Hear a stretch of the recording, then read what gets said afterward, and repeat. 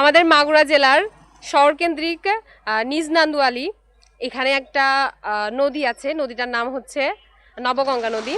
তো এইখানে হচ্ছে এখানকার পরিবেশ খুবই খারাপ হয়ে গেছে। আমাদের শৈশবে আগে যেরকম সবাই এই নদীটায় স্নান করত, খেলাধুলা করত, কিন্তু বর্তমান পরিবেশে দেখা যাচ্ছে যে নদীর অবস্থা এতই খারাপ যে বর্তমানে সেটা ডাস্টবিনে পরিণত হয়েছে। আর এই জন্য আমাদের বাচ্চারা নদী সম্পর্কে কিছুই বুঝতে পারছে না, তাদের শৈশবটা হারিয়ে যাচ্ছে। এবং আমাদের এলাকায় যে মানুষের বাসা বাড়িতে কিচেন ওয়েস্ট বলেন, আবর্জনা বলেন, এইগুলো হচ্ছে তারা করে কি একদম ডিরেক্ট নবগঙ্গা নদীর মধ্যে ফেলে, যার জন্য আমাদের নদীটা দিন দিন হচ্ছে একদম ডাস্টবিনে পরিণত হয়ে যাচ্ছে, নদীর কোনো অস্তিত্বই থাকছে না। তো আমরা চাই যে আমাদের এই নদীটা যত দ্রুত সম্ভব সৎকার করার জন্য এবং পরিবেশের উন্নতি করার জন্য, যাতে আমাদের পরিবেশটা আরও উন্নত হয়, পরিবেশ দূষণ না হয়।